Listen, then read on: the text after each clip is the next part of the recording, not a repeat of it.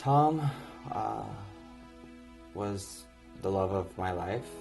He was someone that I had, kind of dreamt of meeting someday, because all I ever really wanted growing up was to fall in love and to meet someone who loved me and accepted me.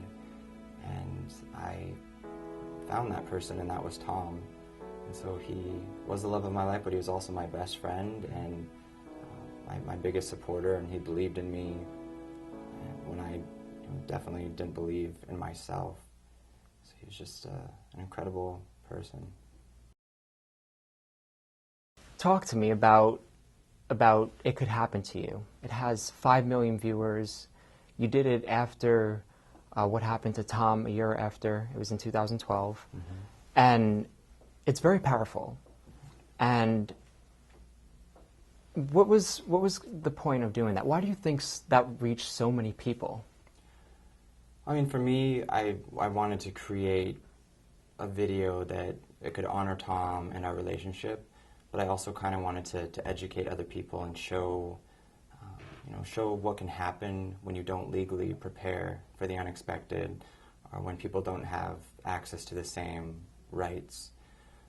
I uploaded it, and I just never imagined that within 48 hours it would have over 1 million views. But I think that it resonated with so many people because I think love and loss are kind of universal themes, and whether you're gay or straight or questioning, I think that people, they could see love in the video, and I think that love can kind of bring people together, and it kind of just humanizes some of these issues. What about you and Tom? Your relationship was great, for 6 years. And you had friends that accepted you, you had your family that accepted you, but then Tom's parents weren't as accepting. So what kind of advice would you give somebody for them when they're dealing with this kind of issue? I know what it feels like to just believe that there's not one person out there who can understand what you're feeling or what you're going through. And so growing up in Montana, I felt alone. I didn't have access to YouTube at the time. It didn't exist. Mm-hmm. And so the only exposure I had to someone that I could relate to that happened to be gay was in movies or on TV. And at the time, all that they would discuss when it related to gay people was AIDS. And so I thought that I was going to die of AIDS because I didn't know any better. And so, I found that as I've been traveling that there's a lot of people out there in small towns who are afraid of coming out. And one of the main reasons being their families. They're just really worried that if they come out that their families will disown them. And I completely understand that fear, and I know what that's like. But it's a difficult situation because everyone's circumstances are different, and there's a lot of people that say, just come out, like life's going to be so much better. Mm-hmm. And in many ways it is, but it's also a situation where someone could risk being kicked out of their own home, and it happens all the time. Or it could be a situation where parents feel like they need to fix their child and put them into conversion therapy. And as I was talking to someone about this recently, like there's a lot of people who have been through conversion therapy, like thousands, and there's not one single person who has said that it actually made them straight. It actually just led to a lot of suicide, depression, and it's just heartbreaking. I know that you and Tom wanted to get married, but that was a struggle. Today, that's different because marriage equality is moving across the United States, and it's moving pretty rapidly. But then we have states such as Indiana where they think it's okay to discriminate against the LGBT community. What are your thoughts about that?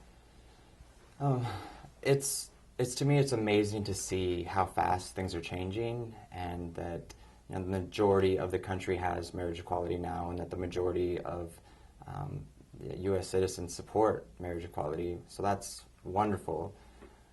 But I think of people like my partner Tom, who unfortunately passed away before we could legally get married. And so when there's people who say, okay, well, the LGBT community and straight allies should just be so happy with this progress. But the reality is that every day, every delay is a real harm to the LGBT community. And so when I think of all this progress, I'm grateful for it, but then I hear of what just happened in Indiana, where a bill that was passed that was supposed to be about religious freedom, but in reality it was a way that businesses and organizations and individuals could legally discriminate LGBT citizens. And I'm so happy that people were spoke up loud about this, that they're saying this is not acceptable, that there's no way that the governor should sign this bill, but he did, and I'm happy to hear that he has added into the bill that LGBT citizens can't be discriminated against. But there are a lot of other states that are considering similar bills, and so with Indiana, that's not the last place that we're going to have to talk about this. And I've just found, though, that as I've been traveling and sharing my story, that the number one reason people don't support the LGBT community or marriage equality is because it doesn't align with their religious beliefs. And so I just, it saddens me when people use their religion or the Bible as like a tool to discriminate, because I just don't believe that that's how religion is supposed to be used. For those that struggle, and there are friends that have LGBT friends, and they want to help out, what kind of advice could you give to those people that want to help out and make a difference in this community? There are a lot of people that reach out to me and they ask, they say, Shane, it's really heartbreaking what happened to you, and I want to do what I can to prevent this from happening to someone else. Like, what can I do to help the LGBT community?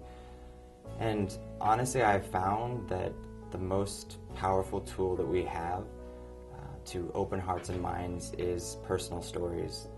Because when people are brought face to face with real people, and they can see what they're opposing or what they think that they're opposing, and when you share real stories, it erases fear. And I just really encourage people out there to share your story, to share other people's stories. And you might not think that it will make a difference. I never imagined that from sharing my story that it would make that big of a difference, but it can. And so I just encourage people to share your stories. So we just talked about other people, but what about you, Shane? What are you doing to try to reach out to others, and what kind of message do you want to promote? I mean, we know about the It Could Happen to You video, so where are you trying to take that video? I've just found, over these past few years, that life is just completely unpredictable, and I never ever thought that I would be an activist, and I just kind of assumed that in order to kind of make a difference or be an activist, you have to be some expert, and you have to be at the front of a parade with a megaphone. But I've just found that we all have the ability to help others, and that I just have seen from sharing my experience how it has helped other people. And so there's a lot of people who say, okay, Shane, it's been 4 years, when are you going to move on with your life? And I do feel like this is me moving on with my life, and that this is kind of just my next chapter. And so for as long as sharing my story or traveling and screening the documentary, it helps people, I'm just going to continue doing that. And it has brought so much joy and just meaning to my life. And I want to help young people like me who are in small towns to just feel less alone, and to know that you can have a bright future, and you can experience finding love and just living your dreams, and just to remember that it can get better. It might take a little time, but it's worth sticking around.